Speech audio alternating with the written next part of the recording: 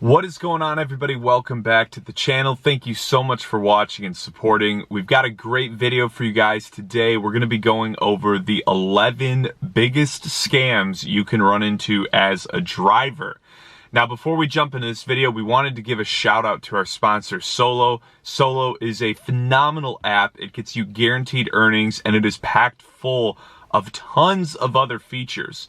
The guaranteed earnings is obviously my favorite. That's why I mentioned that above all else, because that is what a lot of drivers have actually gone and, basically protested for in the past. So the guaranteed earnings are going to make sure that you make essentially the minimum that you should make in your area based off the hours you drive.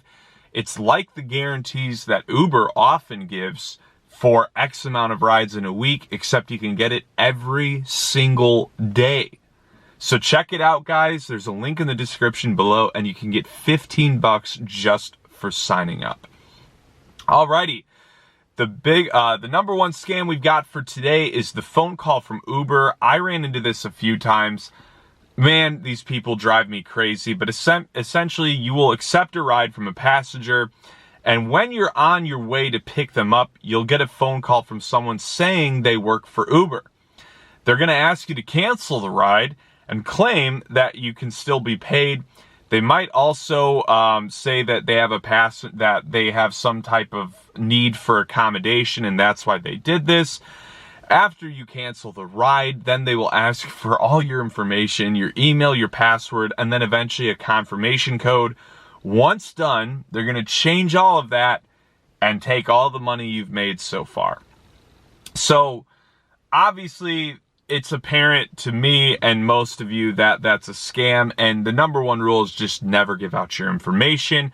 But numerous drivers have fallen for this, and I don't mean to laugh. To be honest, I just don't know how you would fall for this. The next one is very similar to the last one, but it basically they call this time and they say, hey, you've been one of our top drivers. We're so proud of you. And we've gotten you this trip to Malibu, or, they'll try to entice you with something because you've got a perfect 5-star rating for thousands of rides. I mean, I don't know if you could pull that off, but they'll make up some BS like that.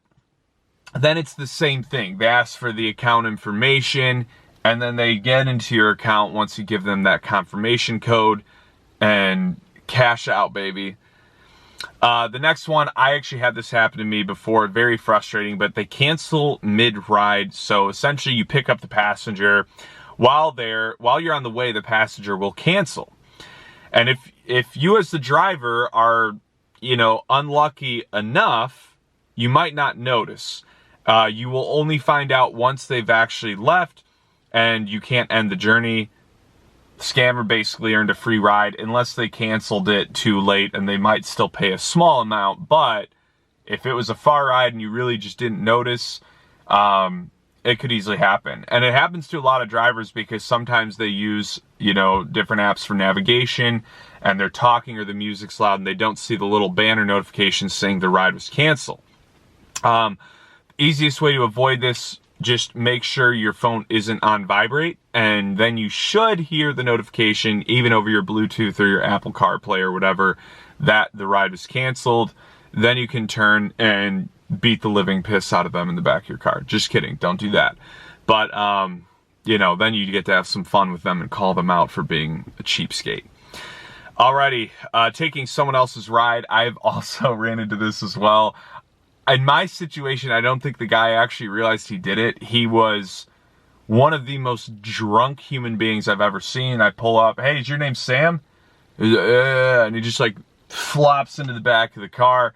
I start driving him, and probably about 15 minutes later, I get a call, and I was like, oh boy, because you can tell when it's the Uber phone number. So I answer, hey, it's Sam, where you at, man?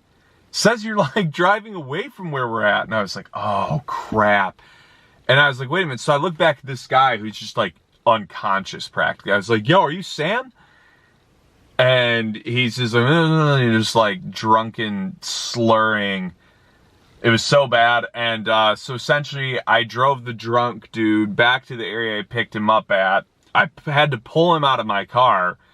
And then I found the real Sam, and fortunately he was cool, and him and his buddies were laughing super hard about it. But this is something that can happen. Now in my case, they didn't go through with the full scam. What they would do in this case is they would then change the destination, because obviously they're not going to show up at someone's house and be like, sweet, I'm home. Now hopefully I can break into their home, you know?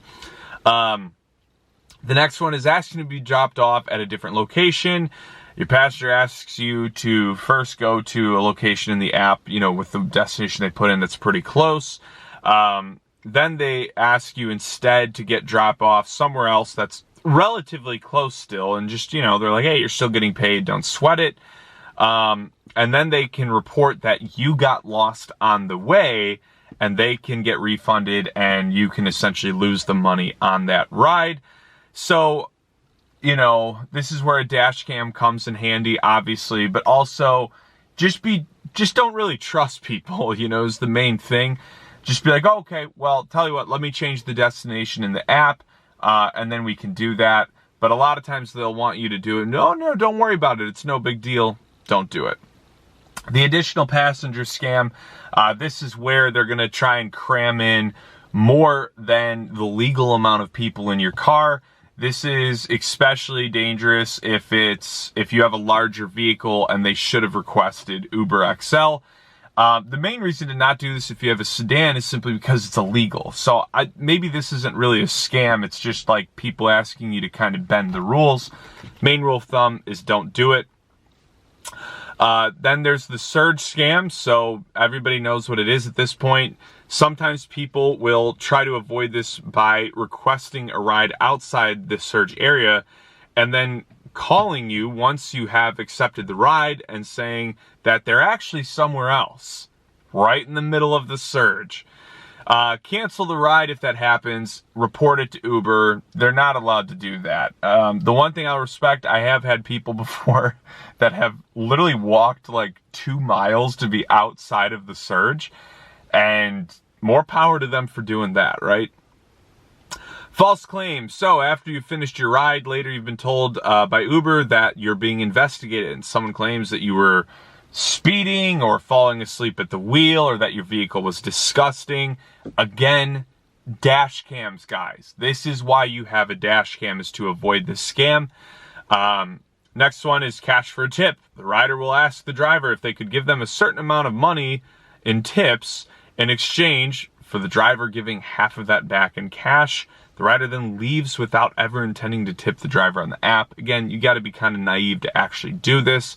Just don't do it. That's how you avoid that scam. Say, hey, I'm sorry, I don't feel comfortable doing that. The extra distance scam.